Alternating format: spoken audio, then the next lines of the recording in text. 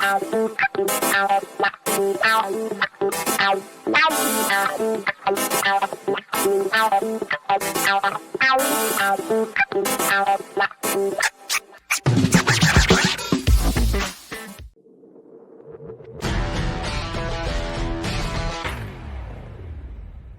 we welcome back a fine guest on this fine program, our good friend, James Santel, former U.S. attorney. Jim, here's the sort of meat waffle I want. I want a meat waffle wrapped in a Trump indictment with the pumpkin spice former president's head on top. How about that sort of meat waffle? You know, I was told that there would be no culinary invocations and no cooking on today's show, but even so, we'll go ahead and have this wonderful conversation with you, Mike. It's always good to be with you once again. It is a time when America should be rightly focused, as you has always been, on when are we going to get things done? When are we going to see some movement here in terms of prosecutions, actions moving forward, including those related to the presidency of the United States, the former president of the United States of America, and the current president, not that he is the subject of those, but decisions that he makes also about how we pursue justice and the rule of law in America. So broad invocation, there are lots of things to be focused on today. Jim, Merrick Garland, the current Attorney General of the United States, and, you know, if he doesn't get moving with some alacrity, I hope he's soon to be the former Attorney General of the United States, but he gave a little testimony on the Hill yesterday, and I forget what Democratic congressman it was, but someone questioned him about the Stormy Daniels and the payoffs and the fact that Michael Cohen spent time in federal prison for lying to the Congress about this very criminal action that Donald Trump is, you know, reportedly signed the checks on. They got the receipts, Jeff. And he asked Merrick Garland, you know, I get it, former president. Well, when he was the president, you couldn't prosecute the man. But, you know, equal justice under law. How about now, Merrick Garland? And Merrick Garland gave the pat DOJ response. But Jim, I mean, I got to wonder, do you think we will ever see any sort of justice on the issue of Stormy Daniels and those campaign finance violations? You know, you and I have talked about this at great length, and I've shared your dismay and your confusion, frankly, about exactly what happened here. We all know well that the Southern District of New York was looking at this for a time under the Trump administration, under the Barr administration, and then all of a sudden the case was closed. And the media was not given any sense of the reason for that. I share, as do I think an awful lot of people, both inside and outside law enforcement, you're again scratching your head about what happened here. This strikes me as not a particularly difficult thing to understand. Those people who are in charge of our elections have indicated this kind of thing is plainly within the ambit of criminal conduct.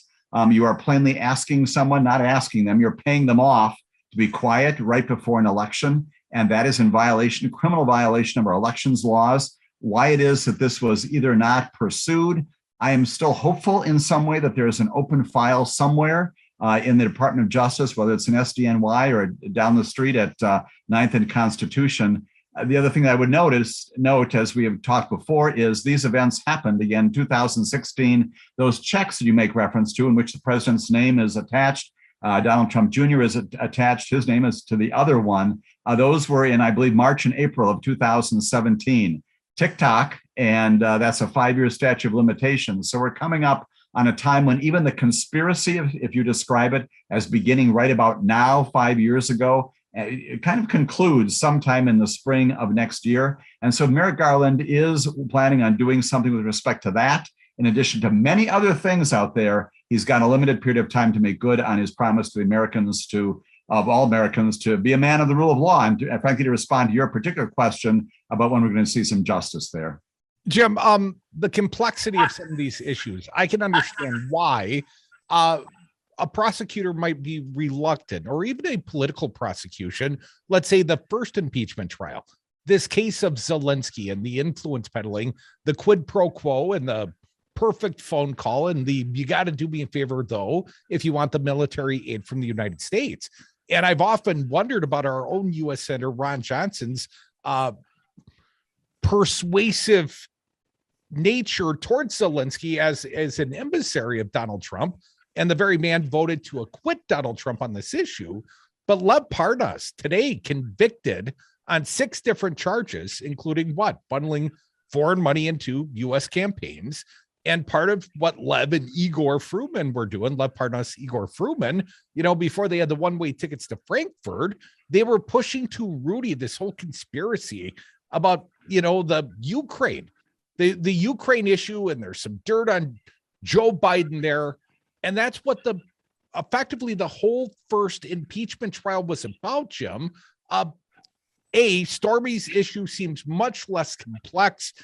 It might not put the guy in jail forever, but if you're just looking for some semblance of justice, lay out the easy case, try that, get it convicted. We all know the difficulty the Dems had in impeaching Trump on the more complex issue, but the Department of Justice, less issues getting a conviction out of Igor.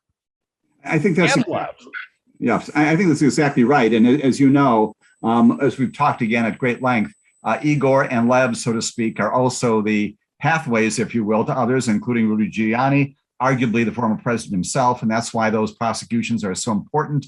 Today's conviction is significant, and obviously a co-defendant, presumably also cooperating with the United States government in doing all this.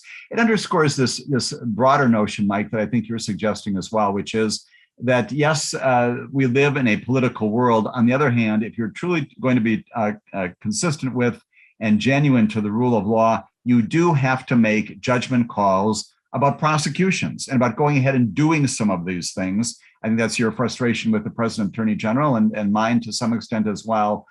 Recognizing that you will always get, especially in this climate today, criticism for being political, for being a part of an administration that plainly defeated the prior administration. And yet, if you can look at yourself in the mirror in the morning, if you can stand behind that podium on the 7th floor of the Department of Justice and say, this is the reasons why we prosecuted, this is the reason why we got a conviction today, this is the reason why we're going ahead with these cases, and do it legitimately under the federal rules of prosecution, which he also mentioned yesterday, you can live with yourself, both today and historically. And the American people, with a little bit of civics training, should also understand that.